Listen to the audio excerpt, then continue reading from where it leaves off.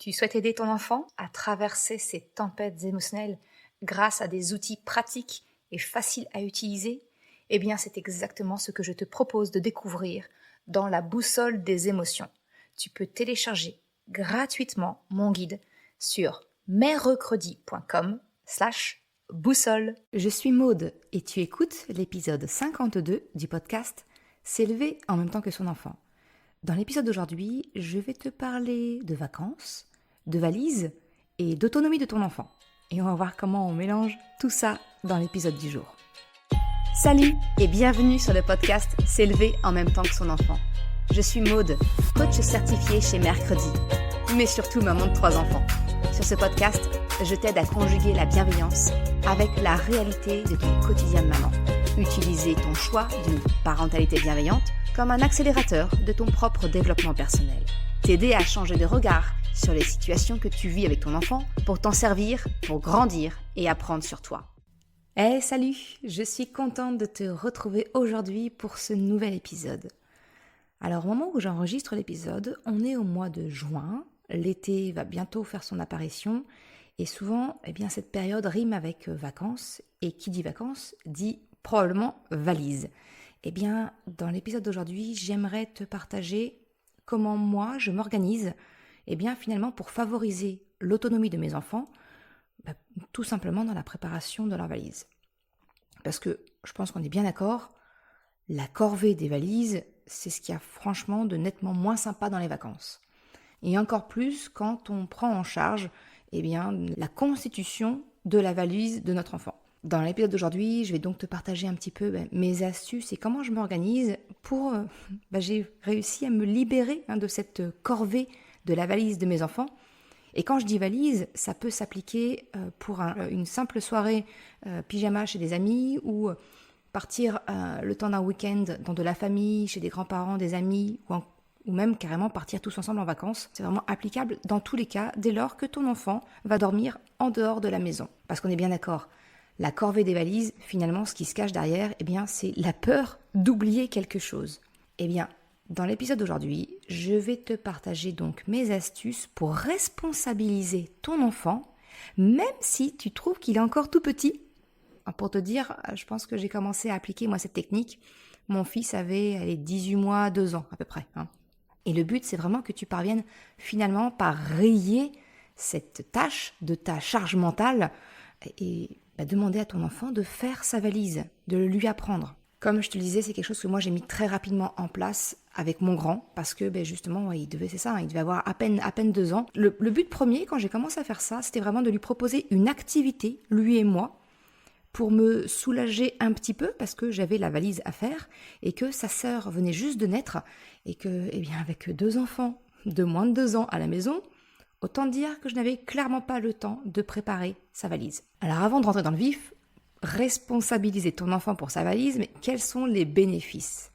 En fait, permettre à ton enfant de faire sa valise seul ou avec toi, dans un premier temps, s'il est tout petit, ça a plusieurs avantages. Plusieurs avantages pour toi, mais également pour ton enfant. Alors, le premier avantage, et pas des moindres, j'ai envie de te dire, c'est de permettre de l'autonomie à ton enfant. Alors, s'il est en plein terrible two, comme on dit souvent, ou même un peu plus âgé, mais que tu as l'impression que tu es toujours dans cette phase d'opposition, entre guillemets, j'ai envie de te dire, c'est le bon moment. Je t'en ai déjà parlé un petit peu dans les épisodes 15, 16 et le 46, où je te parlais justement de comment donner de l'autonomie à ton enfant à la maison. En fait, ce qu'on appelle le terrible two, cette crise d'opposition, entre guillemets, mais ce n'est justement pas de l'opposition de prime abord. En fait, au départ, c'est un simple besoin de ton enfant d'affirmation.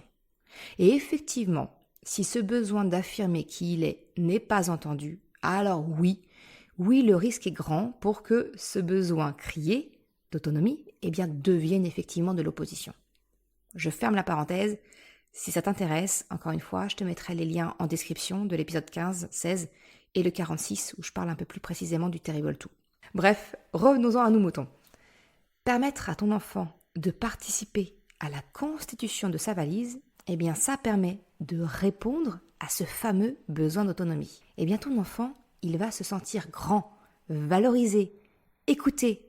Bref, ce n'est vraiment que du positif pour lui. Et en plus, comme je te l'ai partagé, eh bien, c'est justement une super activité à faire ensemble s'il est encore tout petit. Et j'ai envie de dire, vers 4-5 ans, eh bien, ton enfant, il est en mesure de préparer sa valise seul.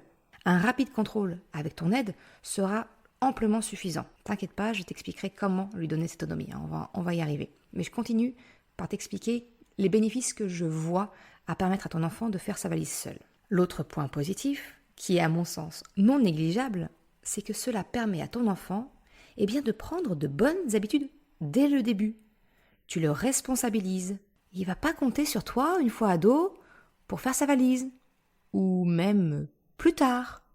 Parce que c'est également très fréquent chez certains adultes de continuer de déléguer le contenu de la valise avec la personne avec qui on vit. Moi j'ai envie de te dire, autant prendre les bonnes habitudes dès l'enfance. Parce que ça va permettre à ton enfant, ça va devenir un automatisme pour lui. Une habitude qui sera normale et ancrée en lui. C'est gagnant-gagnant. Et alors le troisième bénéfice, j'ai envie de te dire le meilleur pour la fin, permettre à ton enfant d'apprendre à faire sa valise seul dès son plus jeune âge, ça va te permettre de te simplifier la vie. Ça va te faciliter et alléger ta charge mentale. Tu ne vas plus être celle ou celui sur qui on compte pour faire la valise.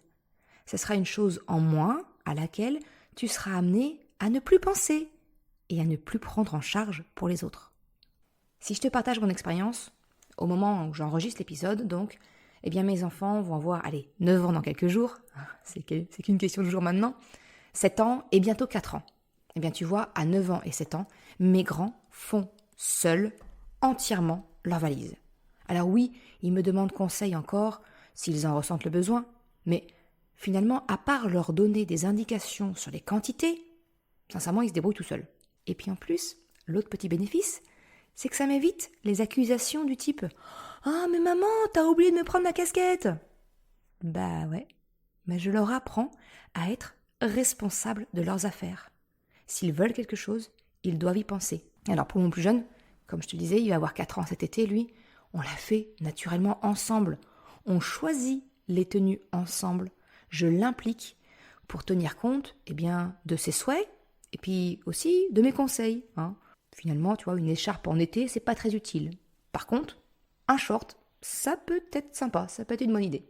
Donc tu vois, je la fais avec lui, j'écoute ses besoins et je l'aiguille en lui prodiguant mes conseils. Bref, aujourd'hui, avec mes 3 enfants, finalement, je suis en support pour mes plus grands et je n'ai que mon dernier à accompagner.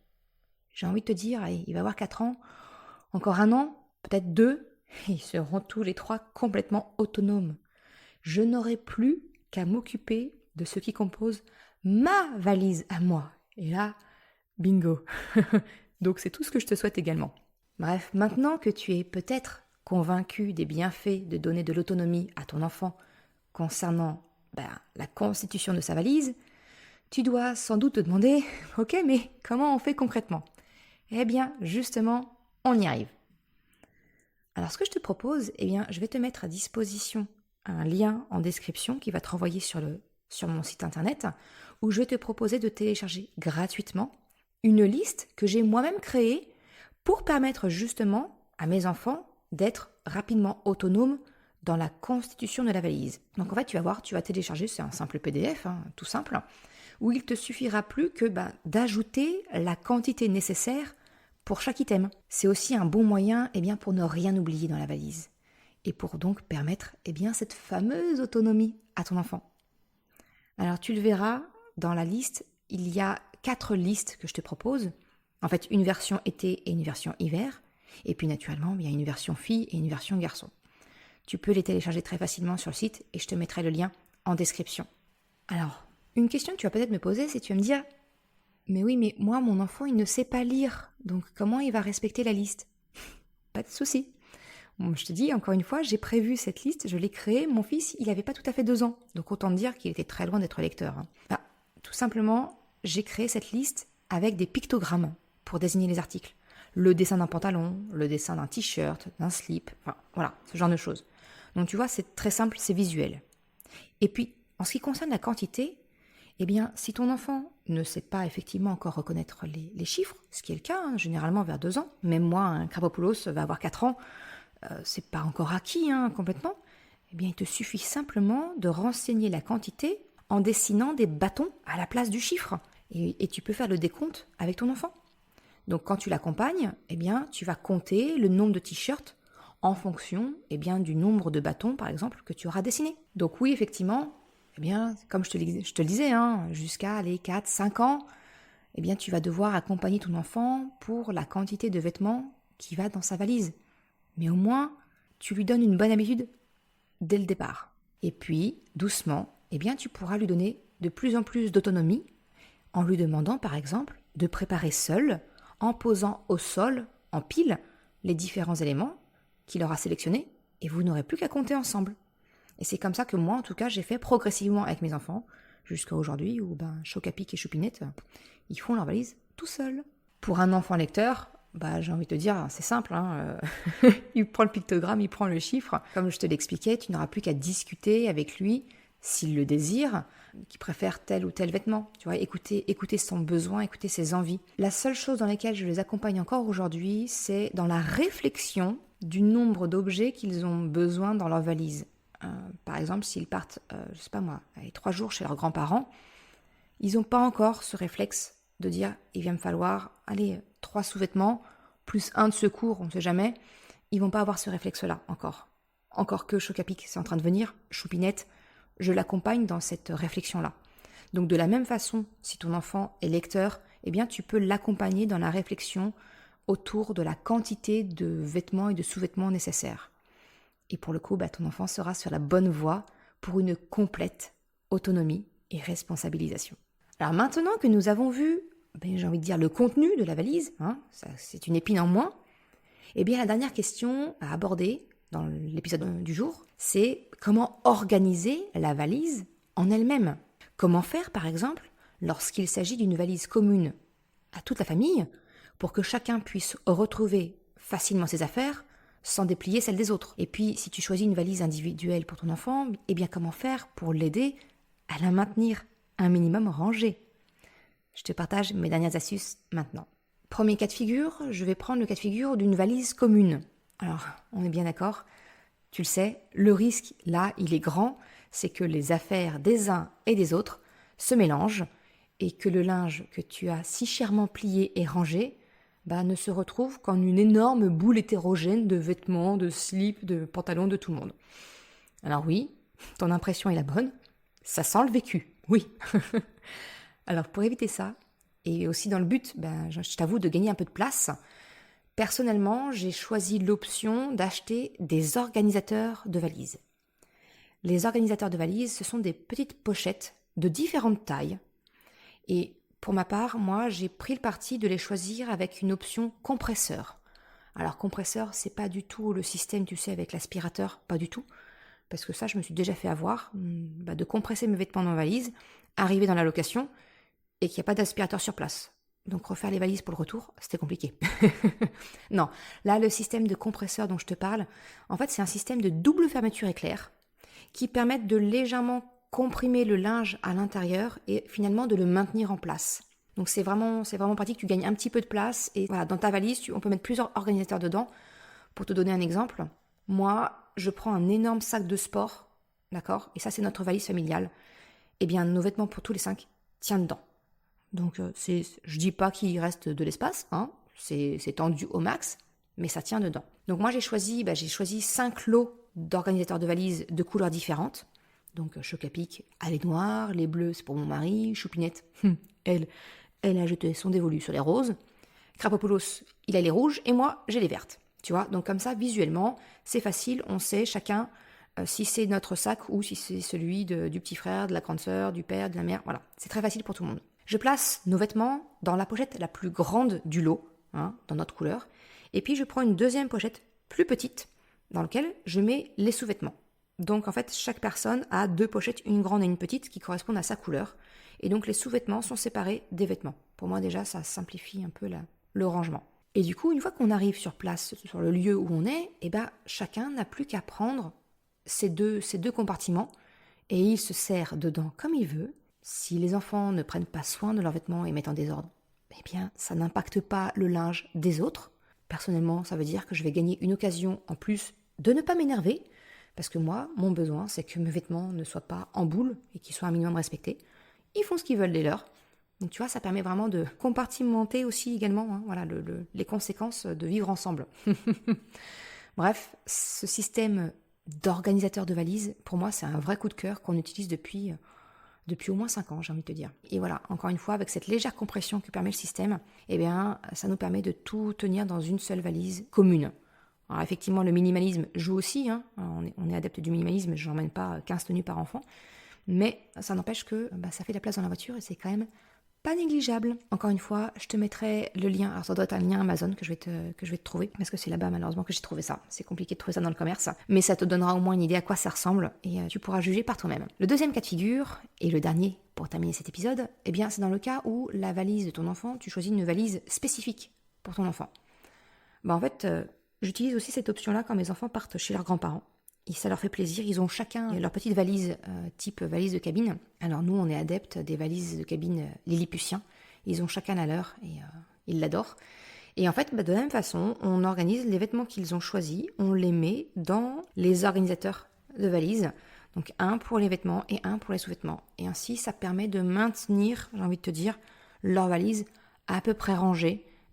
Et ils sont super fiers d'emmener leur petite valise. Dans un autre style, si jamais tu es amené à prendre peut-être plus souvent le train ou les transports en commun, je sais qu'il y a les valises de la marque Trunki, si je prononce bien. Encore une fois, je te mettrai aussi le lien dans la description de l'épisode. Tu sais, ce sont des petites valises rigides qui sont sur roulette et que du coup, tu peux également tracter si ton enfant est fatigué pour marcher. Il peut s'asseoir dessus et toi, tu peux porter le tout. Donc, c'est des valises qui sont assez connues, qui ont fait a priori leur preuve. Moi-même, je n'en ai pas, donc je ne peux pas te faire de retour personnel dessus, mais je sais qu'elles ont généralement de très bons retours. Voilà pour ce que je voulais te partager dans l'épisode d'aujourd'hui.